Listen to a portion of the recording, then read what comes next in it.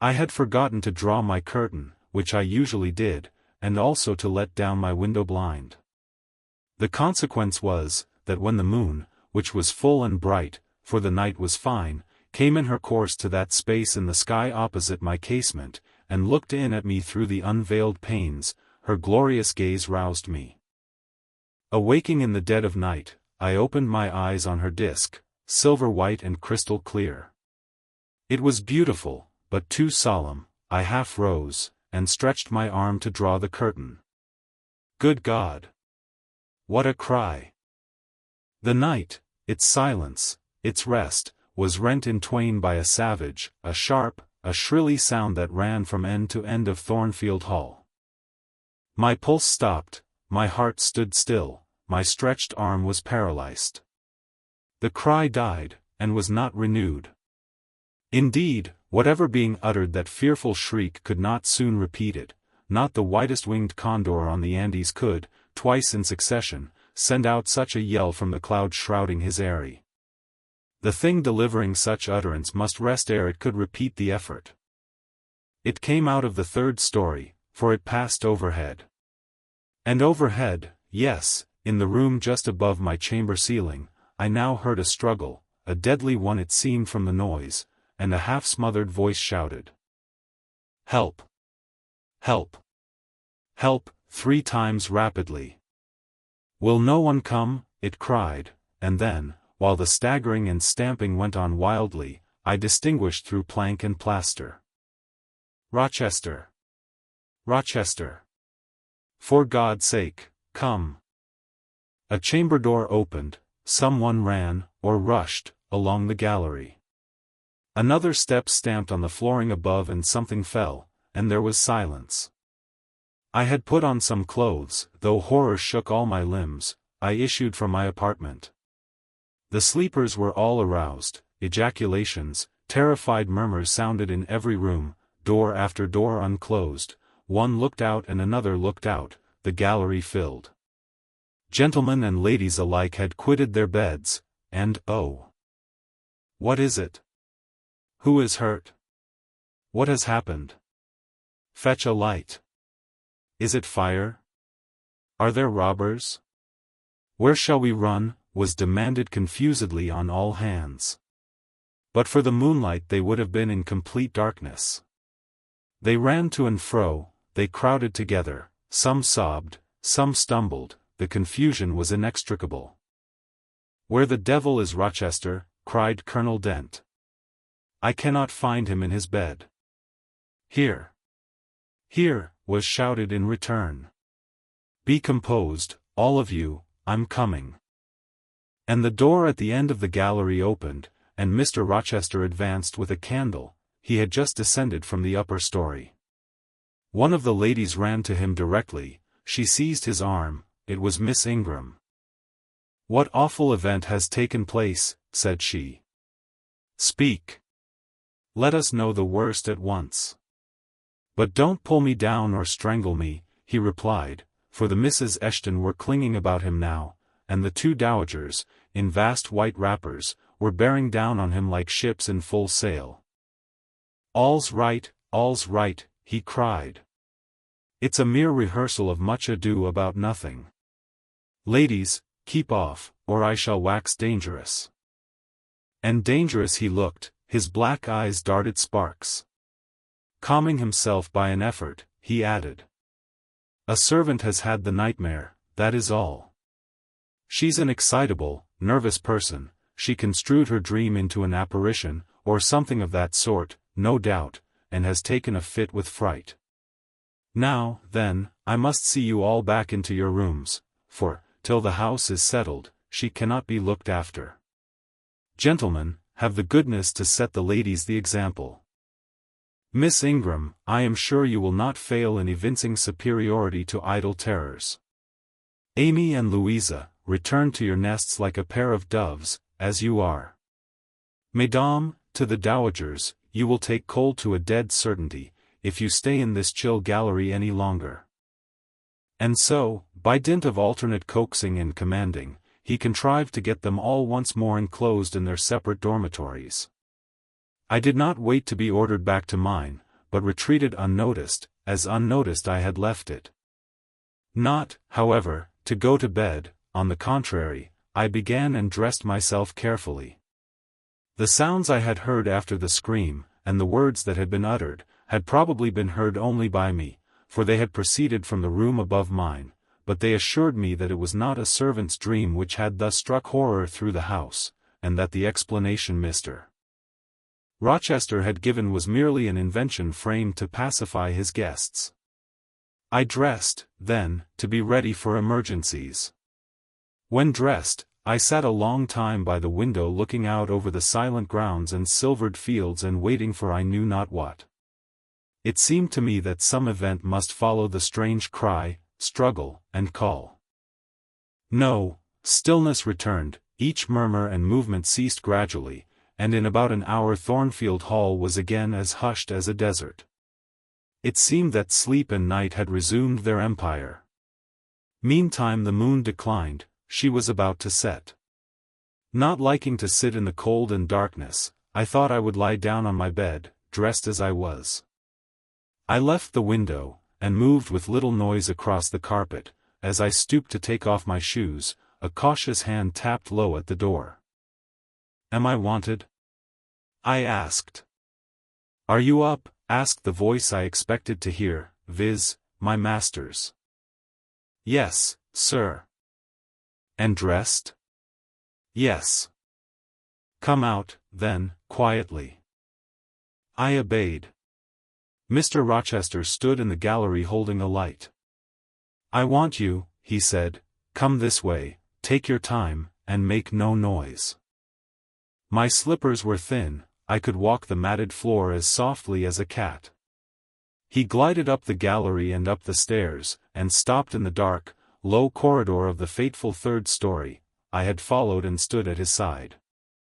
"Have you a sponge in your room?" he asked in a whisper. "Yes, sir."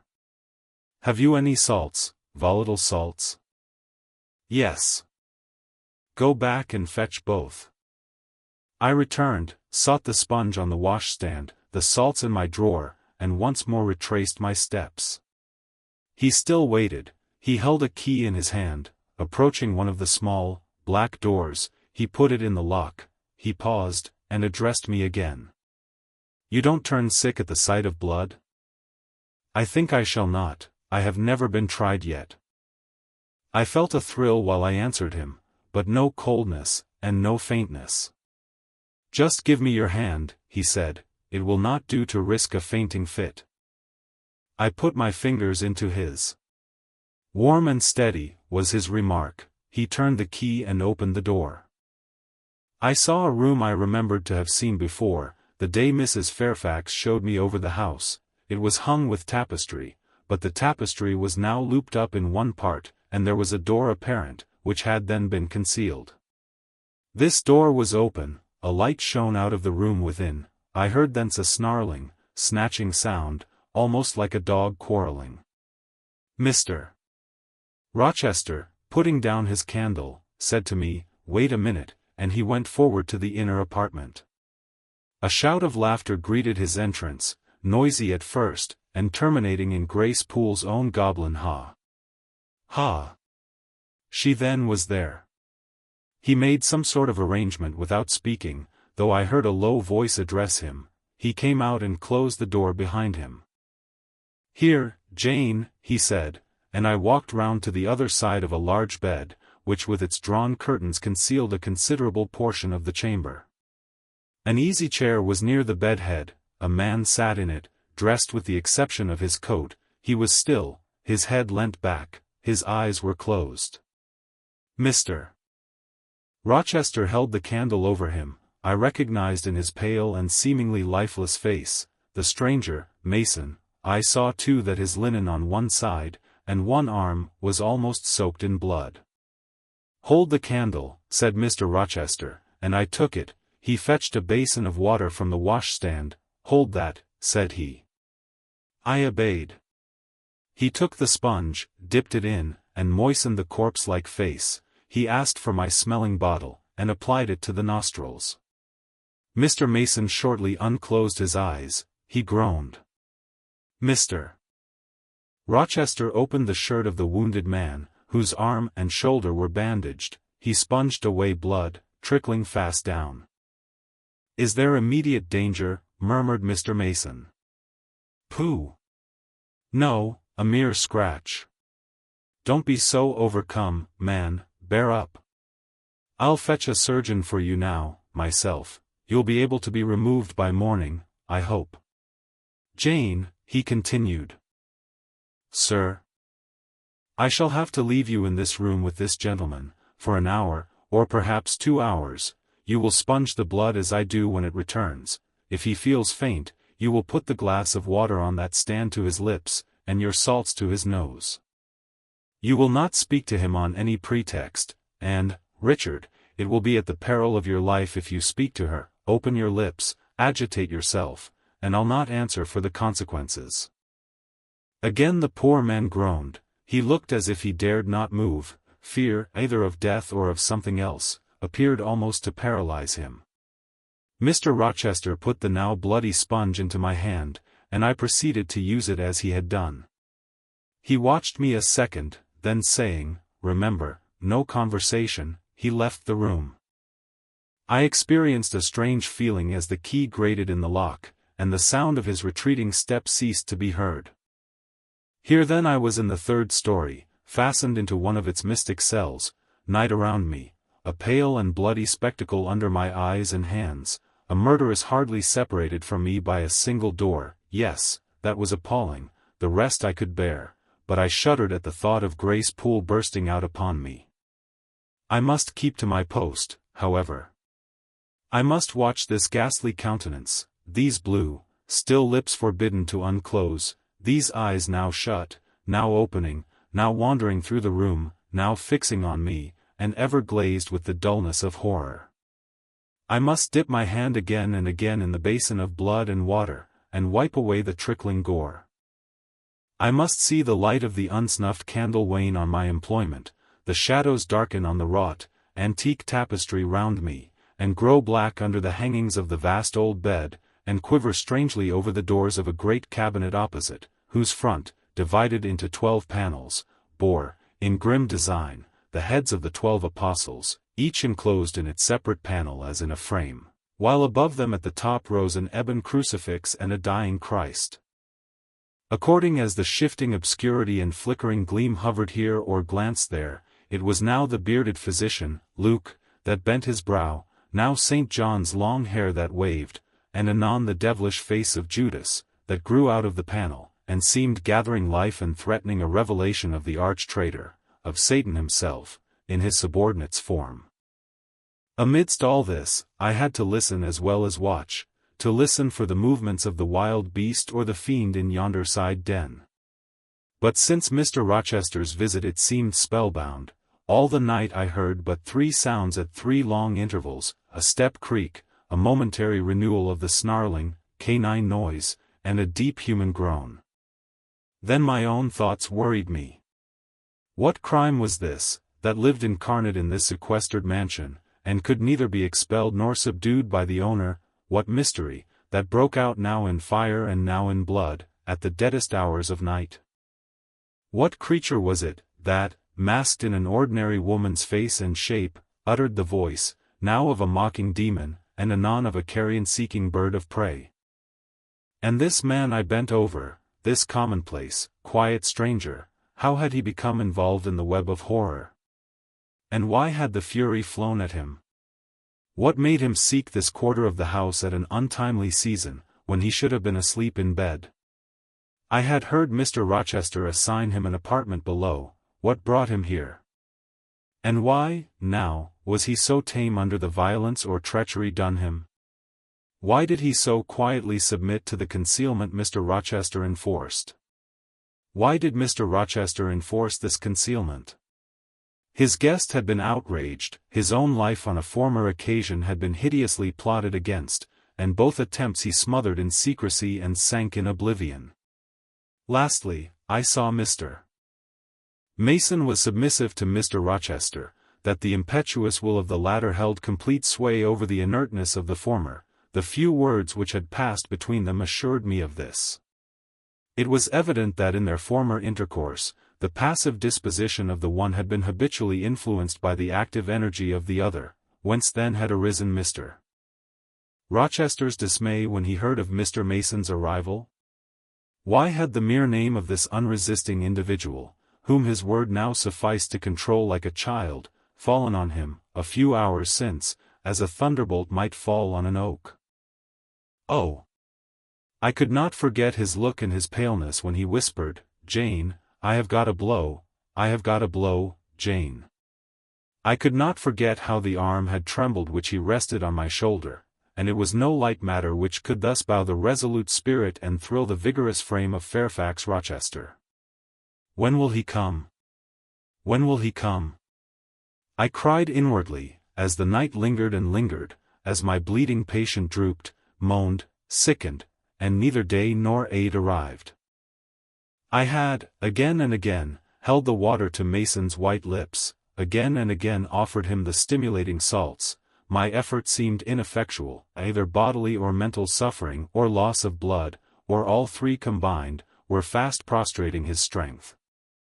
He moaned so, and looked so weak, wild, and lost, I feared he was dying, and I might not even speak to him. The candle, wasted at last, went out. As it expired, I perceived streaks of grey light edging the window curtains. Dawn was then approaching. Presently I heard Pilot bark far below, out of his distant kennel in the courtyard. Hope revived.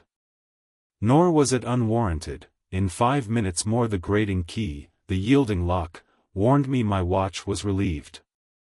It could not have lasted more than 2 hours. Many a week has seemed shorter. Mr. Rochester entered, and with him the surgeon he had been to fetch. "Now, Carter, be on the alert," he said to this last. "I give you but half an hour for dressing the wound, fastening the bandages, getting the patient downstairs and all." "But is he fit to move, sir?" "No doubt of it. It is nothing serious. He is nervous, his spirits must be kept up. Come, set to work." Mr. Rochester drew back the thick curtain, drew up the Holland blind, let in all the daylight he could, and I was surprised and cheered to see how far dawn was advanced, what rosy streaks were beginning to brighten the east. Then he approached Mason, whom the surgeon was already handling. "Now, my good fellow, how are you?" he asked. "She's done for me, I fear," was the faint reply. "Not a whit, courage. This day fortnight you'll hardly be a pin the worse of it. You've lost a little blood, that's all. Carter, assure him there's no danger." "I can do that conscientiously," said Carter, who had now undone the bandages, "only I wish I could have got here sooner. He would not have bled so much. But how is this? The flesh on the shoulder is torn as well as cut. This wound was not done with a knife, there have been teeth here." "She bit me," he murmured. "She worried me like a tigress, when Rochester got the knife from her." "You should not have yielded, you should have grappled with her at once," said Mr. Rochester. "But under such circumstances, what could one do?" returned Mason. "Oh, it was frightful," he added, shuddering. "And I did not expect it, she looked so quiet at first." "I warned you," was his friend's answer. "I said, be on your guard when you go near her. Besides, you might have waited till tomorrow, and had me with you. It was mere folly to attempt the interview tonight, and alone. I thought I could have done some good." "You thought?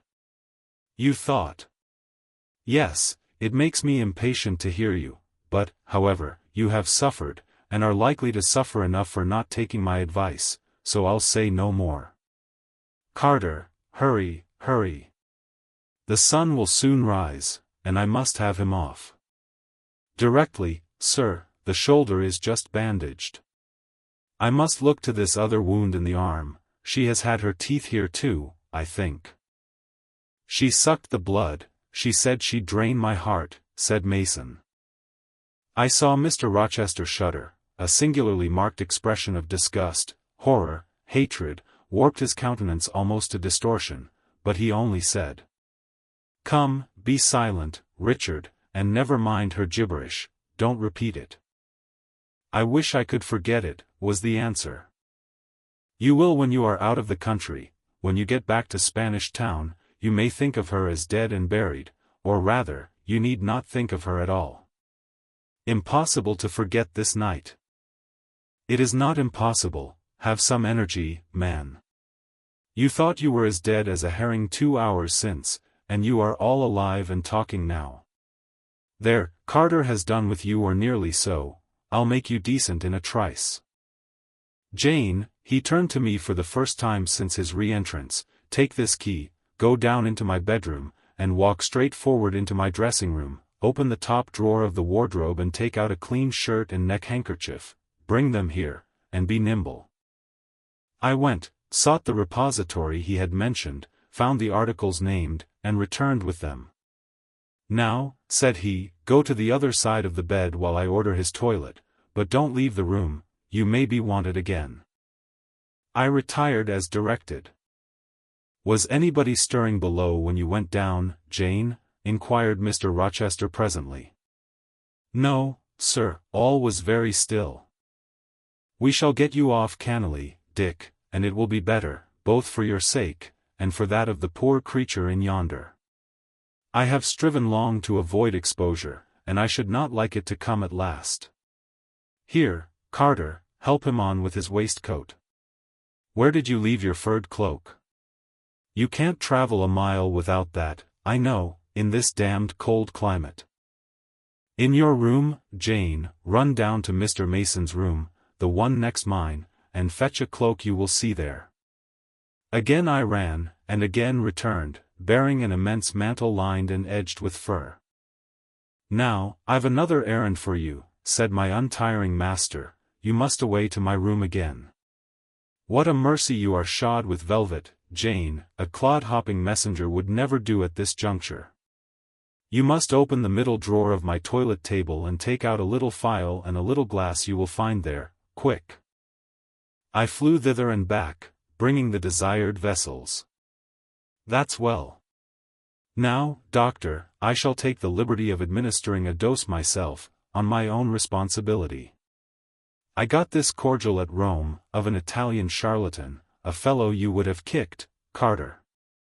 It is not a thing to be used indiscriminately, but it is good upon occasion, as now, for instance. Jane, a little water. He held out the tiny glass, and I half filled it from the water bottle on the washstand. That will do, now at the lip of the phial. I did so. He measured 12 drops of a crimson liquid, and presented it to Mason.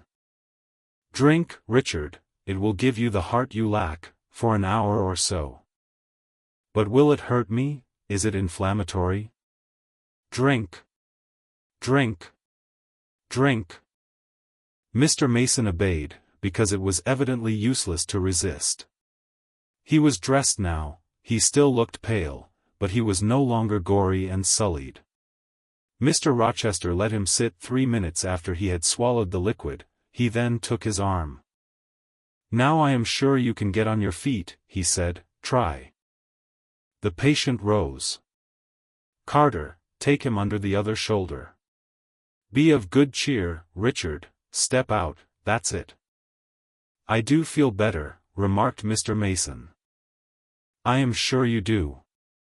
Now, Jane, trip on before us away to the back stairs, unbolt the side passage door, and tell the driver of the post-chaise you will see in the yard, or just outside, for I told him not to drive his rattling wheels over the pavement, to be ready, we are coming, and, Jane, if anyone is about, come to the foot of the stairs and hem. It was by this time 5:30, and the sun was on the point of rising, but I found the kitchen still dark and silent. The side passage door was fastened. I opened it with as little noise as possible. All the yard was quiet, but the gates stood wide open, and there was a post-chaise, with horses ready harnessed, and driver seated on the box, stationed outside. I approached him, and said the gentlemen were coming. He nodded, then I looked carefully round and listened. The stillness of early morning slumbered everywhere, the curtains were yet drawn over the servants' chamber windows, little birds were just twittering in the blossom-blanched orchard trees, whose boughs drooped like white garlands over the wall enclosing one side of the yard. The carriage horses stamped from time to time in their closed stables. All else was still. The gentleman now appeared. Mason, supported by Mr. Rochester and the surgeon, seemed to walk with tolerable ease. They assisted him into the chaise. Carter followed. "Take care of him," said Mr. Rochester to the latter, "and keep him at your house till he is quite well. I shall ride over in a day or two to see how he gets on. Richard, how is it with you? The fresh air revives me, Fairfax. Leave the window open on his side, Carter. There is no wind. Goodbye, Dick. Fairfax.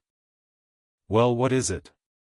Let her be taken care of, let her be treated as tenderly as may be, let her—" He stopped and burst into tears. "I do my best, and have done it, and will do it," was the answer. He shut up the chaise door, and the vehicle drove away.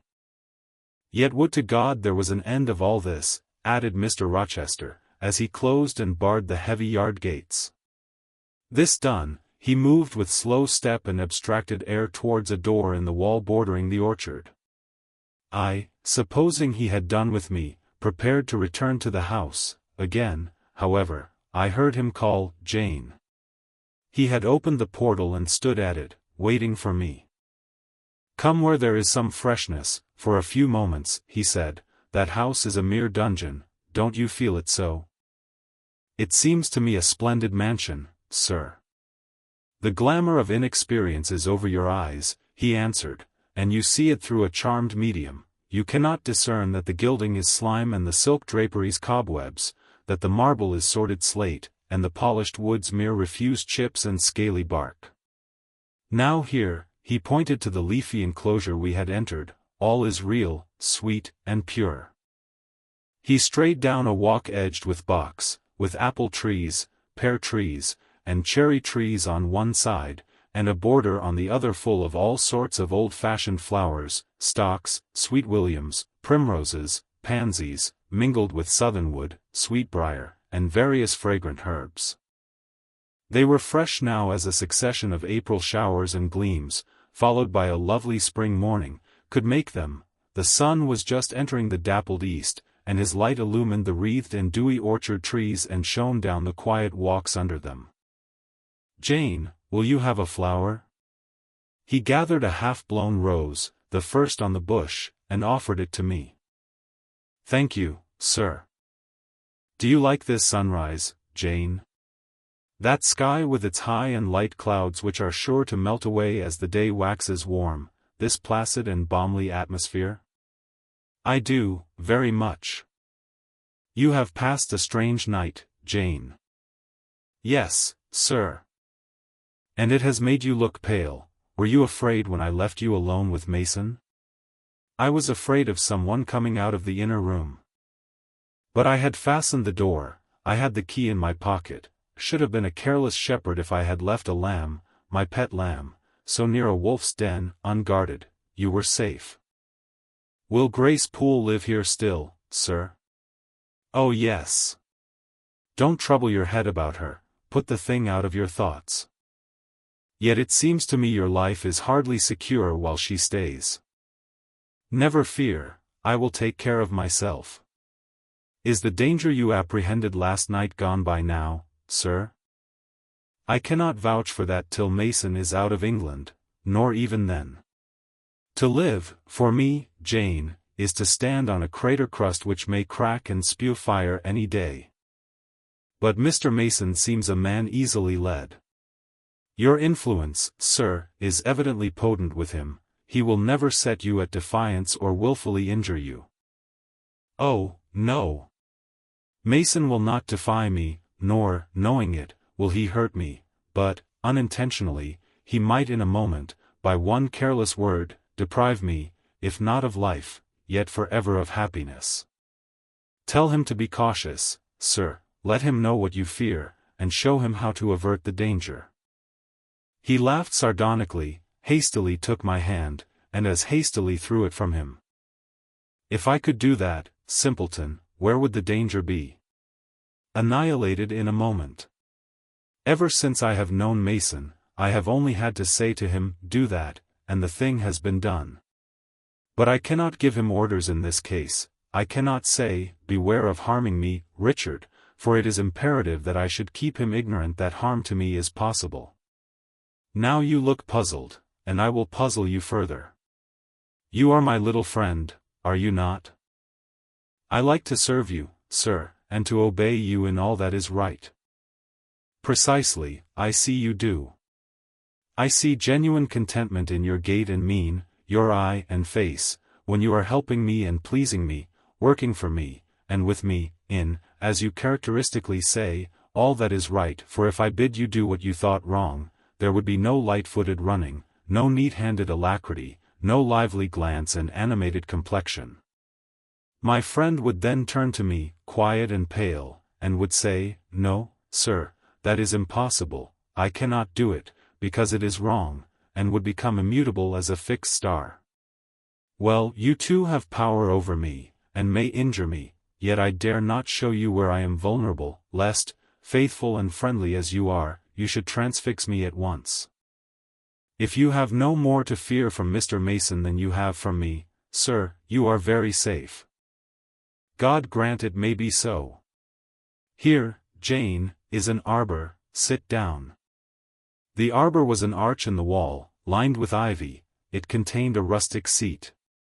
Mr. Rochester took it, leaving room, however, for me, but I stood before him.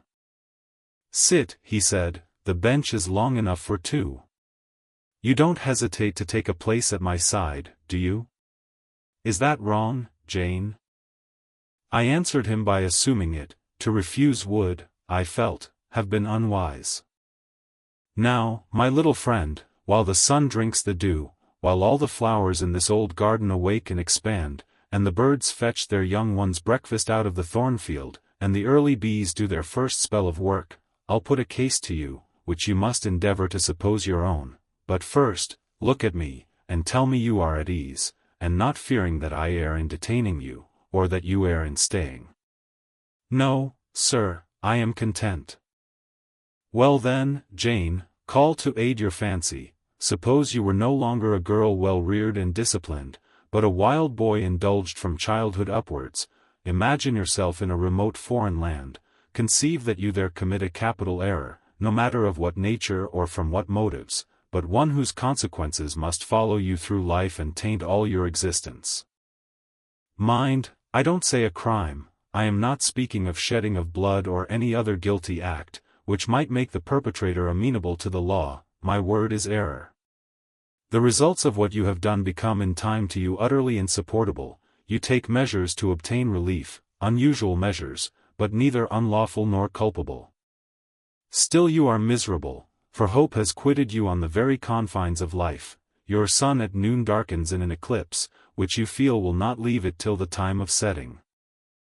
Bitter and base associations have become the sole food of your memory. You wander here and there, seeking rest in exile, happiness in pleasure, I mean in heartless, sensual pleasure, such as dulls intellect and blights feeling. Heart-weary and soul-withered, you come home after years of voluntary banishment. You make a new acquaintance, how or where no matter. You find in this stranger much of the good and bright qualities which you have sought for 20 years, and never before encountered, and they are all fresh, healthy, without soil and without taint. Such society revives, regenerates. You feel better days come back, higher wishes, purer feelings. You desire to recommence your life, and to spend what remains to you of days in a way more worthy of an immortal being. To attain this end, are you justified in overleaping an obstacle of custom, a mere conventional impediment which neither your conscience sanctifies nor your judgment approves? He paused for an answer, and what was I to say? Oh, for some good spirit to suggest a judicious and satisfactory response. Vain aspiration. The west wind whispered in the ivy round me, but no gentle Ariel borrowed its breath as a medium of speech. The birds sang in the tree-tops, but their song, however sweet, was inarticulate. Again Mr. Rochester propounded his query. Is the wandering and sinful, but now rest-seeking and repentant, man justified in daring the world's opinion, in order to attach to him forever this gentle, gracious, genial stranger, thereby securing his own peace of mind and regeneration of life?